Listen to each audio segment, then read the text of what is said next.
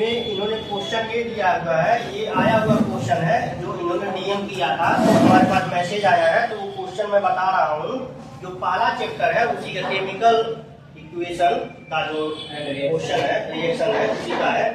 लिखा हुआ है कॉपर सल्फेट CuSO, ठीक है ना, प्लस Fe गिव्स क्या लिखा हुआ FeSO प्लस Cu। इसमें आइडेंटिफाई ये करना है कौन सा इक्वेशन इसका, इस इक्वेशन को हम क्या कहते हैं। मैं बार बार आपसे बताया हूं कि इस इक्वेशन का नाम लिखना है 2mg प्लस O2 दिया है, गिव्स क्या दिया है 2mgO दिया हुआ है, ठीक। एक क्वेश्चन और है आपका, ये क्या है 2KClO3 गिव्स क्या हो गया 2KCl प्लस ये क्या कहा है आइडेंटिफाई करने के लिए, identify the type of equation chemical reaction,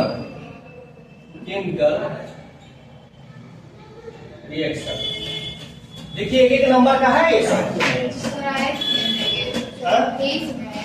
हाँ, तो पहला वाला क्वेश्चन क्या है CuSO प्लस Fe, ये क्या किया, इसको जो डिस्प्लेसमेंट कर दिया है, क्या है इस रिएक्शन को क्या बोलेंगे डिस्प्लेसमेंट। तो कॉपर और ये क्या है Fe मतलब फेरस सल्फेट हो जाएगा और कॉपर बन जाएगा, आयरन सब कॉपर जो सर वाला। अब रिएक्टिविटी में आप देखेंगे तो फेरस ऊपर है और कॉपर क्या है नीचे है। अगर यहीं पे अगर हम यहाँ पे क्या करते हैं, यहाँ पे पोटेशियम रख देते, K2SO4 रखते, तो वो जिंदगी में उससे वो रिप्लेस नहीं कर पाएगा वो। हाँ, ठीक है ना, समझ में आ गया, ध्यान दीजिए। उसके बाद इधर देखिए अंगद 2mg प्लस O2 क्या बना है 2mgO, देखिए बैलेंस है, ये क्या हो जाएगा कॉम्बिनेशन, कॉम्बिनेशन रिएक्शन बता रहा हूँ, क्योंकि दोनों के क्या हो रहा है कंबाइंड होकर एक प्रोडक्ट सिंगल प्रोडक्ट बना रहा है। तो उसी को क्या बोलते हैं, जब दो एलिमेंट या दो प्रोडक्ट मिलकर के, दो रिएक्टेंट मिलकर के एक सिंगल प्रोडक्ट बनाते हैं, तो उसे क्या बोलते हैं कॉम्बिनेशन रिएक्शन बोलते हैं, ठीक है ना। अब यहाँ पे देखिए क्या हो रहा है, यहाँ पे क्या हो रहा है 2KClO3, इसको हीट किया मतलब क्या किया इनपुट किया, इनपुट मतलब क्या हो गया इंडोथर्मिक, ये इंडोथर्मिक रिएक्शन भी है। साथ में ये क्या है ये क्या बनेगा, ये बनेगा कंपोजिशन रिएक्शन। क्यों, क्योंकि ये टूट करके दो भागों में हो गया ना। अब आपको बताए थे कि जो भी आपके इक्वेशंस हैं हमारे, जो भी हमारे बन रहे हैं, यहाँ पे क्या दो भागों में टूट जा रहा है, 2 or more than is called a decomposition reaction. ये single reactant decompose 2 or more than is called decomposition reaction. तो उसमें हीट डाला जाता है, इसी में ये इंडोथर्मिक रिएक्शन भी हो जाएगा। इनपुट कर रहा है ना, एनर्जी डाल रहा है तब वो टूट रहा है ना, इसी में क्या हो जाएगा इंडोथर्मिक हो जाएगा। अच्छा ये बताइए ये क्या है आपको MgO2, तो ये क्या रहा ऑक्सीजन गेन कर रहा है, इसका मतलब क्या हो गया ऑक्सीजन गेन करने का मतलब क्या हो गया नहीं, ये बताइए ऑक्सीडेशन है कि रिडक्शन है, ऑक्सीडेशन है, ठीक है ना, हाइड्रोजन से लूज होता है, हाँ हाइड्रोजन लूज होता है, तो ये क्या हो जाएगा ऑक्सीडेशन रिएक्शन भी हो जाएगा। क्योंकि यहाँ पे क्या हो रहा है, ये जो है मैग्नीशियम क्या कर रहा है गेन कर रहा है, क्या कर रहा है गेन कर रहा है, क्या O2 गेन कर रहा है, इसीलिए क्या हो जाएगा ऑक्सीडेशन रिएक्शन भी हो जाएगा, ठीक है ना। ये क्वेश्चन हो गया। और कोई क्वेश्चन, चलिए अगला वाला है कि दिया है, अब ध्यान सुनिएगा, सो गाइस अब देखते हैं अगला इनका क्वेश्चन ये है कि ये पूछ रहा है क्वेश्चन में पूछ रहा है कि identify the physical and chemical change the following phenomena. ये 2023 का एक क्वेश्चन है, ये मार्च 2023 में जो पेपर हुआ था उसमें यही क्वेश्चन आया था क्या, ठीक है ना, यही हमको बताना है। तो दिया हुआ है transformation of ice to into water. अच्छा ये बताइए, आप खुद बताइए, ये क्या था आपका, आइस था, ऐसे इतना बड़ा टुकड़ा था, अब ये किसमें टूट गया, ऐसे ऐसे, मतलब मैं दिखा रहा हूँ, खैर आप दिखा नहीं सकते हैं, बट ऐसे इस टुकड़े पीस हो गया, ये लिक्विड में चेंज हो गया ना, इसका मतलब इसमें क्या फिजिकली चेंज हुआ है, क्या हुआ है, फिजिकली चेंज हुआ। अरे पहले सॉलिड था, लिक्विड में चेंज हुआ था, फिजिकली चेंज हुआ ना। सॉलिड मान लीजिए ये है आपका, ये सॉलिड है, अब इसी को पीस करके जब लिक्विड हुआ तो फिजिकल चेंज नहीं हो जाएगा इसमें, ठीक। दूसरा देखिए, रिपीनिंग ऑफ द फ्रूट्स, ये क्या हो जाएगा, केमिकल रिएक्शन हो जाएगा, क्या हो जाएगा, chemical reaction. Milk turned into the curd, ये भी क्या हो जाएगा, केमिकल रिएक्शन हो जाएगा। अच्छा मान लीजिए दूध से दही बनता है, क्या होता है, केमिकल रिएक्शन ही होता है ना। अब दूध से दही क्यों बनता है, लैक्टोफिकेशन के कारण, लैक्टो एसिड होता है उसमें, दही में क्या होता है, लैक्टो एसिड होता है। Evaporation of the water, water जब वेपोराइज करता है तब क्या होता है, फिजिकल चेंजिंग हो जाता है। इसका मतलब क्या हो गया, गैस में बदल गया, फिजिकल चेंज हो गया, गैस में बदल गया, ठीक। Digestion of the food in the stomach, जब भोजन आपके भोजन जो है क्या होता है आपके शरीर में जाता है तब क्या होता है, उसमें केमिकल चेंजिंग हो जाती है। क्या चेंजिंग होती है, केमिकल चेंजिंग हो जाती है, समझ में आ गया। तीन देखिए, iron feeling get the attract towards the magnet, तो उसमें क्या होता है, फिजिकल चेंजिंग हो जाता है, जब अट्रैक्ट करेगा क्या हो जाएगा, फिजिकल चेंज हो जाएगा। ये पूछा हुआ था क्वेश्चन, फिजिकल चेंज हो गया, ठीक है ना। ये सारे क्वेश्चन हमारे आए हुए हैं, और कोई क्वेश्चन है, चलिए दिया है, observe the diagram given below and answer question. देखिए मैं इसको लगा दूंगा उसमें, ठीक है ना, मैं इसका डायरेक्ट जो है आंसर बता रहा हूँ। Name the reactant in reaction, तो ये जो डायग्राम में बना हुआ है उसका क्या होगा, रिएक्शन क्या होगा, ठीक है ना। तो दिया हुआ है the reactant, name of reactant in the reaction, ठीक। तो रिएक्टेंट आर एसिटिक एसिड, इसमें क्या दिया हुआ है, यहाँ पे देखना पड़ेगा, ये क्या दिया हुआ है, एसिटिक एसिड दिया हुआ है, तो ध्यान दीजिए आप,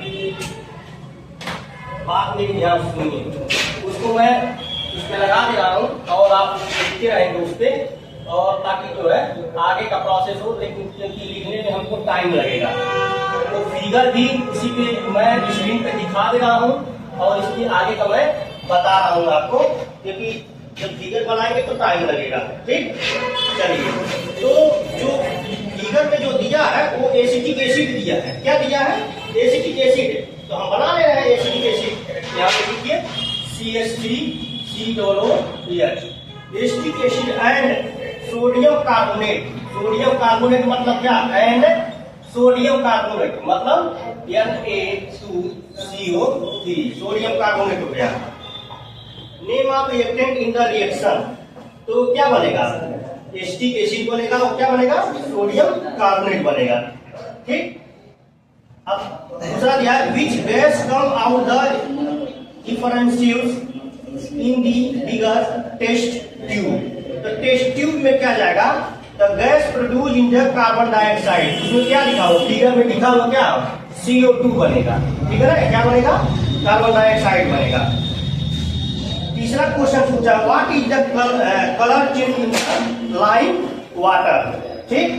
तो कलर क्या चेंज होगा, तो उसमें देखिएगा लिखा है, when the carbon dioxide gas is passes through the lime water, जब हम लाइम वाटर में उसको पास कराते हैं, it turn in the lime water milk are a cloudy due to the formation of calcium carbonate, इसमें change हो जाता है, कैल्शियम कार्बोनेट में चेंज हो जाता है आपका, ठीक है ना।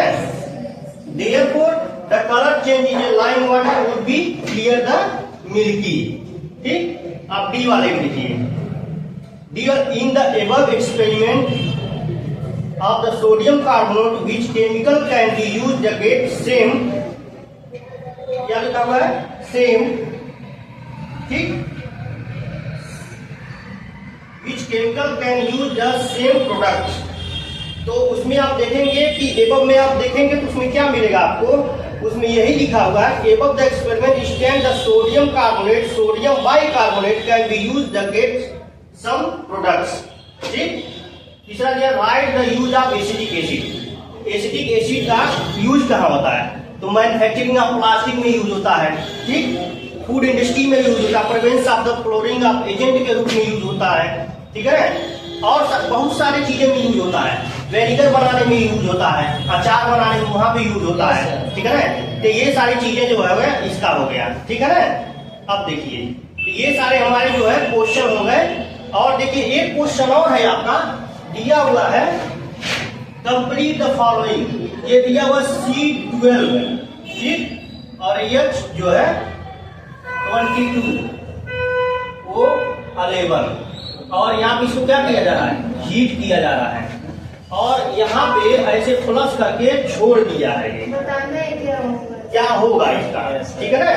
तो आप बताइए, अगर हम कार्बन अलग करते हैं, इससे कार्बन हम अलग कर देंगे, यहाँ पे क्या हो जाएगा, कार्बन जो है 12 हो जाएगा, कभी यहाँ नहीं लिखेंगे, यहाँ लिखेंगे, ठीक।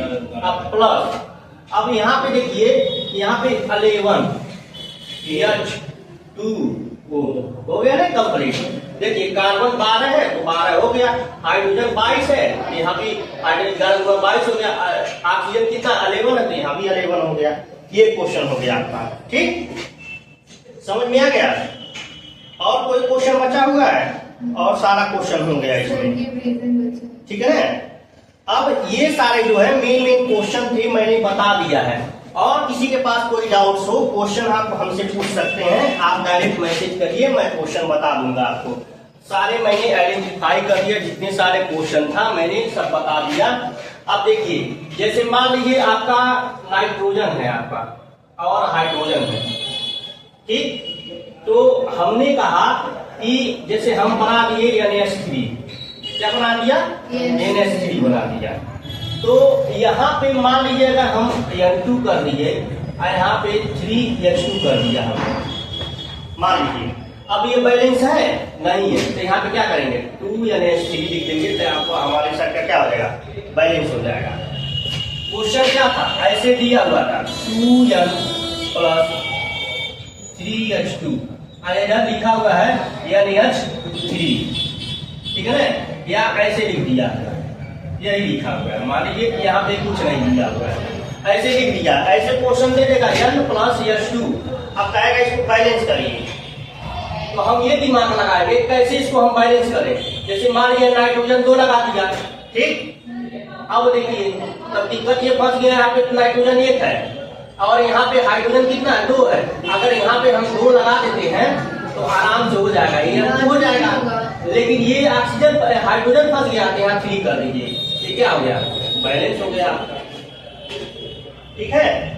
अब जैसे मान लीजिए, और मैंने बताया था, जैसे कार्बन है और प्लस ऑक्सीजन O2 है, ठीक है ना, और यहाँ पे 2 है, ठीक, दिया हुआ है CO2, क्या दिया हुआ है, CO2। अच्छा बताइए बैलेंस है, नहीं बैलेंस नहीं है, क्योंकि कार्बन यहाँ पे 2 है, यहाँ पे कार्बन में 1 का दिख रहा है, यहाँ पे ऑक्सीजन 2 है तो ऑक्सीजन 2 है, यहाँ बैलेंस है। आप जानते हैं लॉ केमिकल इक्वेशन के अनुसार जो है, जितना मॉलिक्यूल रिएक्टेंट का होगा उतना ही क्या होगा, प्रोडक्ट का भी होना चाहिए। मतलब जितने एलिमेंट इधर है, कार्बन के जितने एलिमेंट है उतना ही इधर भी होना चाहिए, प्रोडक्ट का भी उतना ही, नहीं तो आप चोरी कर लिए हैं, इसका मतलब यूनिट खा गए हैं, ठीक है ना। तो इसीलिए यहाँ पे हम क्या करेंगे, 2 कर देंगे, और यहाँ पे क्या करेंगे, यहाँ पे भी 2 बना देंगे, ये जो है आपका क्या हो गया, बैलेंसिंग हो गया। अब इसमें जितने सारे क्वेश्चन हैं सब मैं बता दिया हूं, अब कोई आपके डाउट्स नहीं रहना चाहिए इसमें, ठीक है ना। ये पूरा टोटल आपका हो गया, धन्यवाद।